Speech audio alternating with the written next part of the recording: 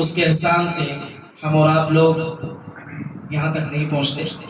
آج 26ویں تراویح ہے تو 26ویں پارے کے تعلق سے انشاءاللہ تعالیٰ کچھ باتیں آپ کے سامنے رکھنے کی کوشش کروں گا.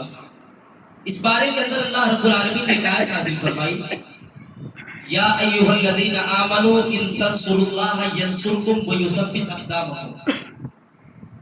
اے ایمان والو، تم اللہ رب العالمین کی مدد کرو، ینصرکم، وہ تمہاری مدد کرے گا. بہت بڑی آیت ہے اپنے آپ میں، اور جب ترجمہ سننے والا سنے گا تو سوچتا ہوگا اللہ کو کیا مدد کی ضرورت پڑ گئی کہ اللہ بندے سے مدد لے رہا ہے جو پوری کائنات کا مدد کرنے والا ہے. مدد کرنے کا مطلب یہ ہے کہ تم اللہ کے دین کی مدد کرو گے تو اللہ تمہاری مدد کرے گا. دین کی مدد کیسے کی جائے گی؟ اپنی زبان سے، اپنے پیسے سے، اپنی قوت و طاقت سے، ہر اعتبار سے تم اللہ رب العالمین کے دین کی مدد کرو گے تو اللہ تمہاری مدد کرے گا. وَيُثَبِّتْ أَقْدَامَكُمْ، اور تمہیں ثابت قدم رکھے گا. گویا ہماری مدد اس وقت تک نہیں آ سکتی جب تک کہ ہم اللہ رب العالمین کے دین کی مدد نہیں کریں گے. اور اللہ کے دین کی مدد کرنا یہ ہے کہ آدمی اپنے زبان سے، اپنے اعضاء و جوارح سے، اپنی قوت و گویائی سے، اپنی مالداری سے، اپنے روپے پیسے سے، ہر اعتبار سے دین کی حفاظت کرے. اور کل قیامت کے دن اللہ سوال بھی کر سکتا ہے اس بارے میں، کیا اے مالداروں، ہم نے تم کو پیسے دے رکھے تھے، تم نے اپنی پیسے سے ہمارے دین کی کتنی مدد کی؟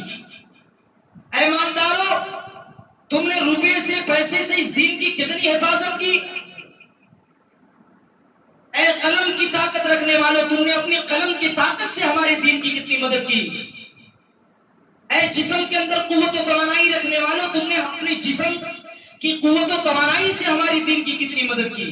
یہ تھوڑی ہے کہ صرف نماز پڑھ لیا جائے، روزہ رکھ لیا جائے، مسجد کے اندر آ لیا جائے تو ہمارا حق ادا ہو گیا.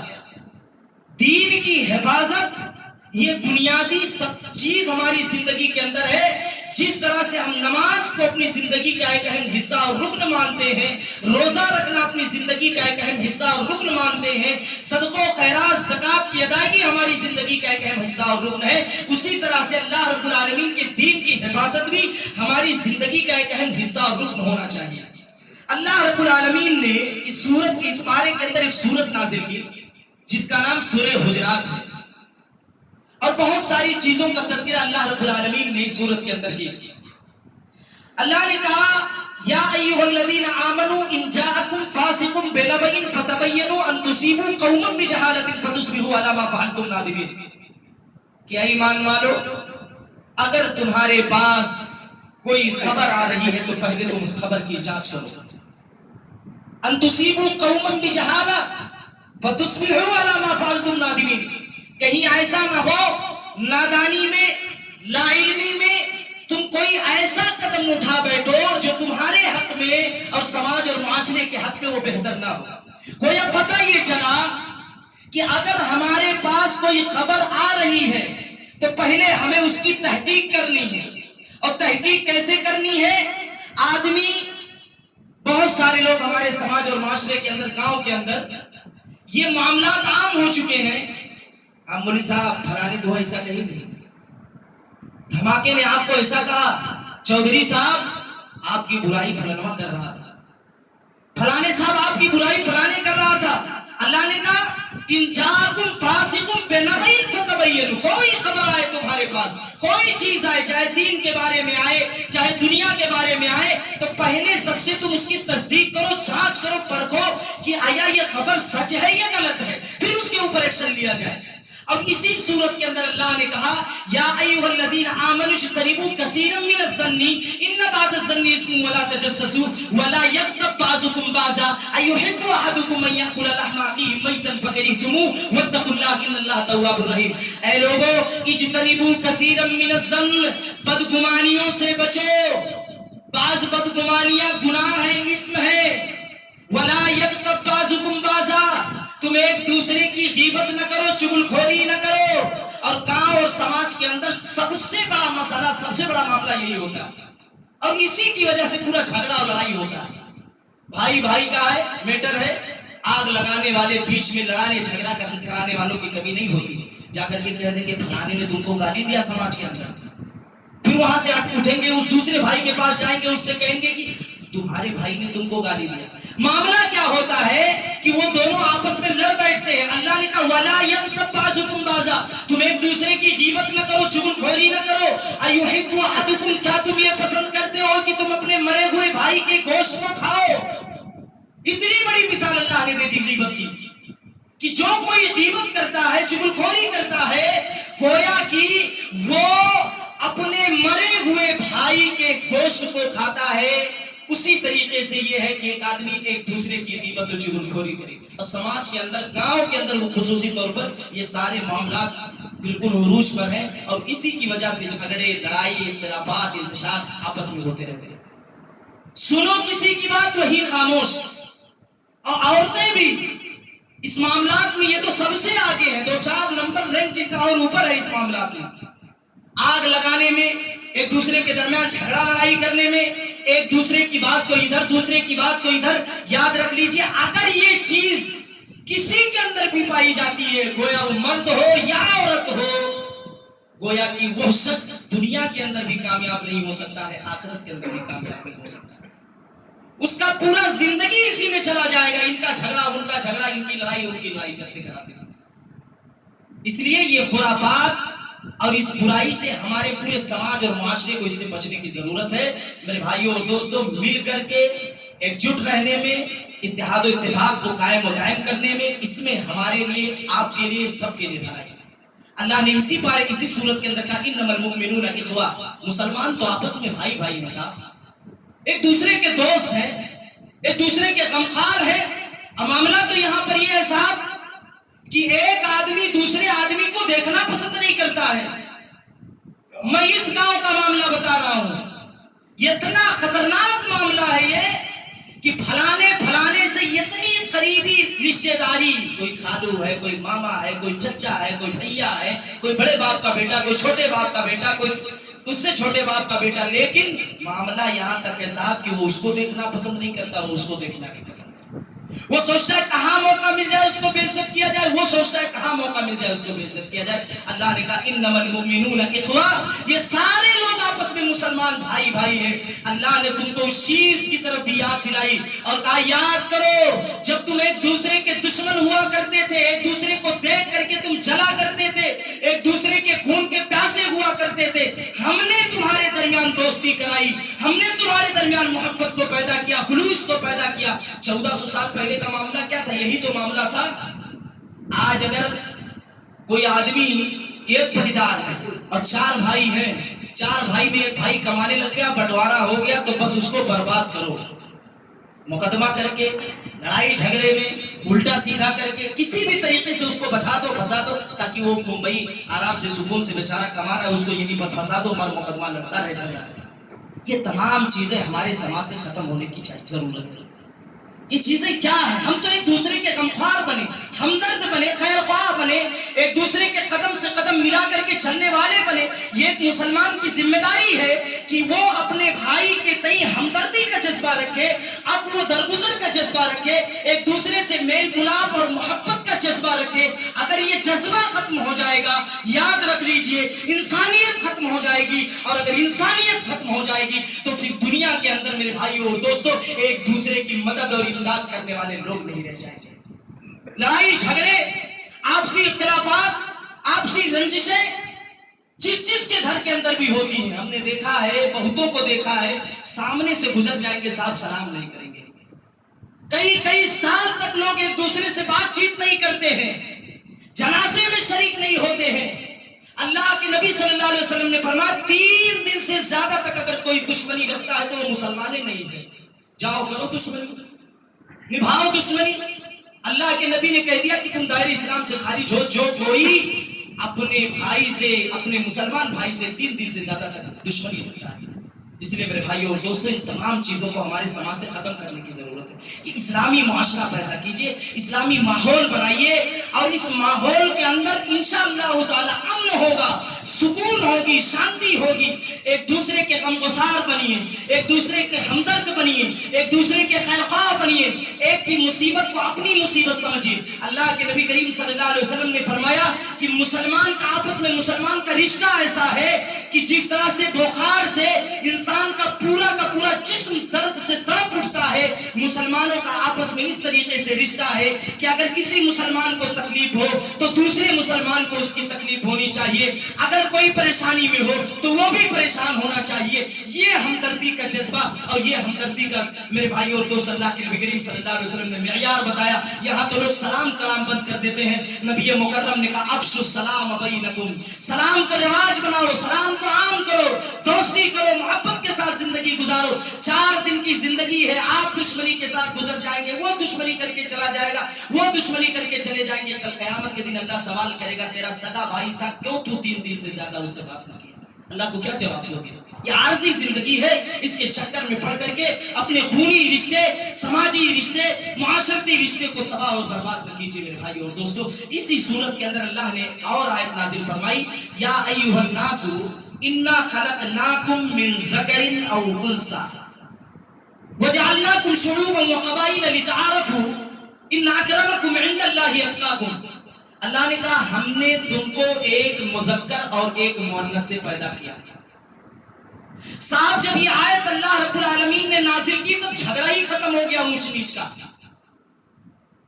اللہ رب العالمین نے جب یہ آیت نازل فرما دی، شیخ برادری، صدیقی برادری، انصاری برادری، جلحہ برادری، چودھری برادری، خان برادری، پٹھان برادری، ان سارے لوگوں کے جھگڑے کو اللہ رب العالمین نے ختم کر دیا اور کہا انا خلقناکم من ذکر و انثی، تم ایک مذکر ایک مؤنث سے پیدا کیے گئے ہو۔ چودھری، خان، پٹھان، صدیقی، شیخ، جلحہ، میاں، یہ سارے لوگوں کا رشتہ اور تعلق اور کنیکشن جا کر کے حضرت آدم سے جڑ جاتا ہے، سب ایک حضرت آدم ہی کی تو اولاد ہے۔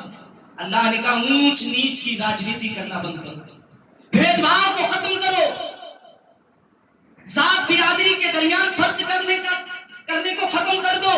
وَجَعَلْنَاكُمْ شُعُوبًا وَقَبَائِلَ لِتَعَارَفُوا، ہم نے تمہارے درمیان شعبے بنائے، قبیلے بنائے، برادریاں بنائی، ذات بنائے، صرف اس لیے کہ تمہاری پہچان ہو سکے، صرف اس لیے کہ تمہاری شناخت ہو سکے۔ پہلے زمانے میں گدی لوگ، گدی اگر کسی کو کہتے تھے تو کہتے تھے بھیا اس کے بعد یہ گائے بہت ہوگی، یہ گائے کا پالنے والا ہے۔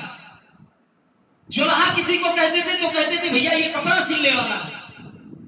یہ ذات برادری قبیلے جو اللہ نے بانٹا اور بنایا ہے یہ صرف اور صرف شناخت کے لیے ہے۔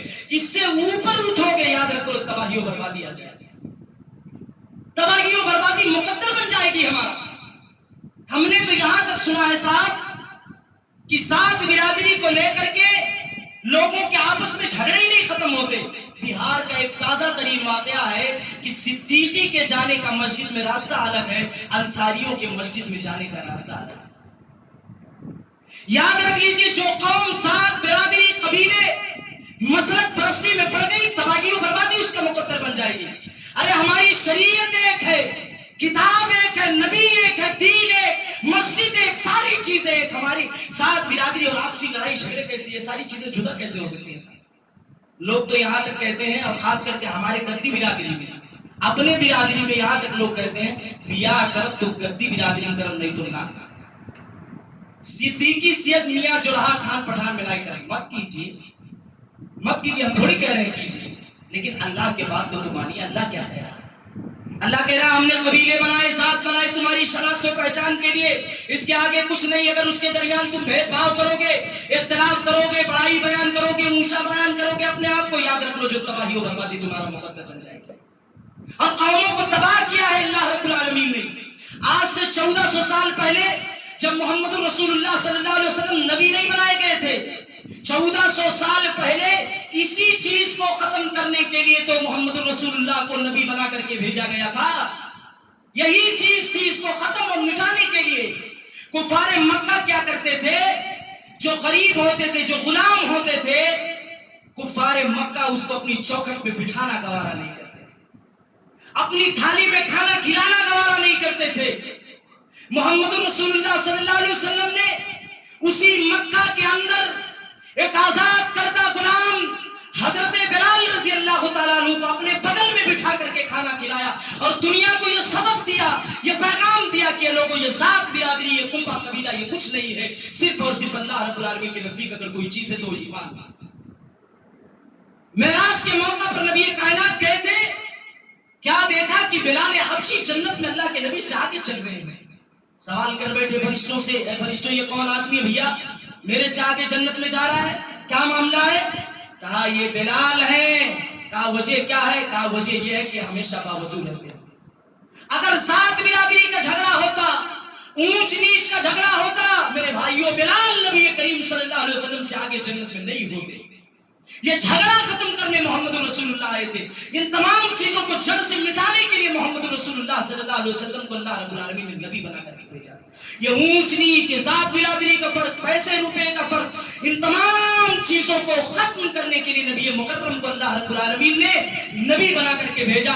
اور کفار مکہ کو یہ بتایا نبی اکرم صلی اللہ علیہ وسلم نے کہ اگر شیخ برادری ہے, صدیقی برادری ہے, میاں برادری, جرحا برادری ہے, اگر وہ نیک ہے تو محمد رسول اللہ کے بدل میں بیٹھے گا. کتنے بھی امیر ہو, اونچے خاندان سے تمہارا تعلق اور نسب ہے, تم بلان کرتے ہو, تمہارے اندر ایمان نہیں ہے, محمد رسول اللہ کے پاس ایسے شخص کے لیے کوئی جگہ نہیں. اس لیے ان تمام چیزوں کو اپنے درمیان سے ختم کرنے کی کوشش کیجئے. شادی بیاہ ان تمام چیزوں کو بھی دھیرے دھیرے ہم اپنے سماج سے ختم کرنے کی کوشش کریں. ایک اور آیت کا ترجمہ بتا کر کے میں اپنی بات کو ختم کر دوں. اللہ رب العالمین نے اسی سورہ حجرات کے اندر ایک آیت نازل فرمائی, وَإِن طَائِفَتَانِ مِنَ الْمُؤْمِنِينَ اقْتَتَلُوا فَأَصْلِحُوا بَيْنَهُمَا بِالْعَدْلِ. اے مسلمانوں, اگر تمہارے درمیان دو جماعت آپس میں لڑ رہی ہے تو تم ان کے درمیان صلح کراؤ. اچھا بھیا, اللہ تو کہہ رہا ہے صلح کراؤ, اور یہاں آگ لگایا جا رہا ہے. یہاں تو معاملہ ٹھنڈا ہو جاتا ہے صاحب, اس کو بھڑکا دیا جاتا ہے. ارے کتنے معاملے ایسے ہیں صلح صفائی ہو گیا تھا آپس میں, لیکن ظالموں نے گھر میں گھس کر کے اتنا کانا پھوسی کیا, اتنا کانا پھوسی کیا کہ پھر سے لڑنے پہ مجبور ہو گئے. اللہ کیا کہہ رہا ہے؟ اگر دو گروہ, دو جماعت آپس میں لڑ رہی ہے, دو بھائی آپس میں لڑ رہے ہیں, صلح کراؤ. فاصلحوا بینہما بالعدل. اور اگر وہ صلح پر دوسرا والا نہیں مان رہا ہے تو اس سے تم لڑائی کرو. کوئی آدمی ہے, دو لوگ لڑ رہے ہیں اور کچھ لوگ آ کر کے اس کو سمجھا رہے ہیں. اگر دونوں لوگوں میں سے ایک آدمی مان گیا, دوسرا نہیں مانا, جو نہیں مان رہا ہے, اللہ رب العالمین نے کہا اس سے لڑائی کرو, اس سے جھگڑا کرو, تم لڑائی کرو, اس سے زبردستی کرو, اس سے کہو کہ صلح کرے. اور ہمارا سماج, ہمارا معاشرہ نمک میں جیسے کہتے ہیں نا کہ آگ میں تیل ڈالا جاتا ہے, معاملہ شانت ہو جاتا ہے, ٹھنڈا ہو جاتا ہے تو اس کو اور جوش اور ابال دیا جاتا ہے کہ تاکہ لڑیں جھگڑیں اور ہم مزہ دیں سائڈ میں کھڑے ہو کر کے. یہ مسلمانوں کا رویہ نہیں ہے, یہ تو منافقوں کا رویہ ہے, یہ تو یہودیوں کا رویہ اور طریقہ ہے, یہ تو اسرائیلیوں کا رویہ اور طریقہ ہے. اگر آپ اسرائیلی ہو, یہودی ہو, نصرانی ہو, مجوسی ہو تو کرو یہ طریقہ, اور مسلمان ہو تو ایک دوسرے کے درمیان صلح کرانے کی کوشش کرو. یہ طریقہ مسلمانوں کا نہیں ہے میرے بھائی اور دوستوں, کہ ایک مسلمان آپس میں لڑ رہا ہے تو تم اس کو آگ لگاؤ, جھگڑا کرو, لڑائی کرو, لڑاؤ ایک دوسرے کو. یہ طریقہ غلط ہے. اگر یہ طریقہ ہمارے سماج کے اندر ہے تو یہ یہودیوں کا طریقہ, یہ نصرانیوں کا طریقہ, یہ مجوسی اور اسرائیلیوں کا طریقہ ہے. یاد رکھ لیجیے, طریقہ مسلمانوں کا نہیں ہے, اور نبی مکرم صلی اللہ علیہ وسلم کا طریقہ یہ نہیں ہے. اللہ کے نبی کریم صلی اللہ علیہ وسلم تو جھگڑا ختم کرنے کے لیے آئے تھے. اٹھاؤ سیرت کی کتابوں کو, نماز پڑھنا, روزہ رکھنا, حج, زکات, صدقہ و خیرات کرنے میں کامیابی نہیں ہے. صحابہ کی سیرت کو پڑھو, نبی کی سیرت کو پڑھو, انبیاء کرام کی سیرت کو پڑھو. کیسے کیسے بڑے بڑے معاملات کو نبی مکرم صلی اللہ علیہ وسلم نے چٹکیوں میں اپنے اخلاق کے بنا پر, اچھے کردار کے بنا پر, اچھے کیریکٹر کے بنا پر نبی کائنات صلی اللہ علیہ وسلم نے چٹکیوں میں بڑے بڑے معاملات کو سلجھائے ہیں. میرے بھائیوں اور دوستوں, اگر یہ رویہ, یہ طریقہ ہمارے سماج کے اندر پایا جاتا ہے, یاد رکھ لیجئے وہ سماج کبھی ترقی نہیں کر سکتا ہے. ہمیشہ اس سماج کے اندر, معاشرے کے اندر لوگ اسی طریقے سے پریشان رہیں گے, تباہ رہیں گے. جس معاشرے کے اندر، جس سماج کے اندر ایک مسلمان بھائی دوسرے مسلمان بھائی کو خوش نہیں دیکھنا چاہتا ہے، یاد رکھ لیجئے کبھی اس سماج کے اندر اللہ کی رحمت نہیں داخل ہو سکتی ہے اور اللہ رب العالمین کبھی مدد نہیں کر سکتا ہے۔ اس لیے میرے بھائیوں اور دوستو، یہ تمام برائیاں، خرافات اور ان تمام چیزوں کو اپنے سماج سے، اپنے معاشرے سے نکال کر کے پھینکنے کی ضرورت ہے۔ یہ نہیں کہ صرف بات کو سنیے اور سن کر کے سیڑھی سے جیسے اتریے گپ سڑاکا مار کر کے ختم۔ عمل کرنے کی کوشش کیجیے، کہیے انشاءاللہ عمل کریں گے، انشاءاللہ کہیے زور سے انشاءاللہ عمل کریں گے۔ ارے زندگی کتنے دن کی ہے یار؟ 2 دن، 4 دن، 6 دن، 10 دن، 8 دن، 20 دن جیو گے، اس کے بعد چلے جاؤ گے۔ یہ تمام چیزوں کو ختم کرنے کی ضرورت ہے۔ آپ کے درمیان کوئی ذمہ دار ہے، چاہے گاؤں کا ہو، سماج کا ہو، مسجد کا ہو، مدرسے کے ہو، سارے لوگ مل کر کے، جل کر کے انشاءاللہ تعالی کام کریں گے، کہیے انشاءاللہ۔ انشاءاللہ اللہ رب العالمین سے دعا ہے مولا کریم تو ہم تمام لوگوں کو کہنے سننے سے زیادہ عمل کرنے کی توفیق عطا فرما۔ اللہ رب العالمین سے دعا ہے مولا کریم جو ہم میں سے پریشان ہیں ان کی پریشانی کو دور کر دے، مولا کریم جو ہم میں سے قرض دار ہیں ان کے قرض کو دور کر دے، مولا کریم جو ہم میں سے تنگ حال ہیں ان کی تنگ حالی کو دور کر دے، مولا کریم جو ہم میں سے مصیبت زدہ ہیں ان کی مصیبتوں کو دور کر دے، مولا کریم جو ہم میں سے پریشان ہیں کسی بھی جگہ، کسی بھی ٹائم، کسی بھی وقت میں وہ پریشان ہو، مولا تو ان کی پریشانی کو دور کر دے۔ مولا فلسطین کے مسلمانوں کی مدد فرما، مولا غزہ کے مسلمانوں کی مدد فرما، مولا کریم ہندوستان کے مسلمانوں کی مدد فرما، مولا کریم جو ہم میں سے بیمار ہوں ان کو شفاء کامل عاجل عطا فرما، مولا جو قرض کے بوجھ کے تلے دبے ہوئے ہیں مولا کریم تو ان کے قرض کو دور کر دے، مولا کریم جو اس دنیا سے مرد حضرات، مسلمان مرد، مسلمان عورت، بچے، جوان، بوڑھے جو اس دنیا سے رخصت ہو کے گزر گئے، مولا کریم تو ان کی قبروں کو نور سے بھر دے، مولا تو ان کو قبر کے عذاب سے بچا، مولا کریم تو ان کو قبر میں جنت کی کیاریوں میں سے کیاری کھول دے، مولا کریم جو اس دنیا کے اندر زندہ ہیں، حیات ہیں، جب تک وہ زندہ رہیں، حیات رہیں، مولا کریم تو انہیں ایمان کے ساتھ، اسلام کے ساتھ، توحید پر زندہ رہنے کی توفیق عطا فرما۔ جب خاتمہ ہو ایمان پر ہو، آمین۔ اقول قولی ھذا استغفر اللہ لی ولکم ولسائر المؤمنین فاستغفروہ انہ هو الغفور الرحیم۔ والسلام علیکم ورحمۃ اللہ وبرکاتہ۔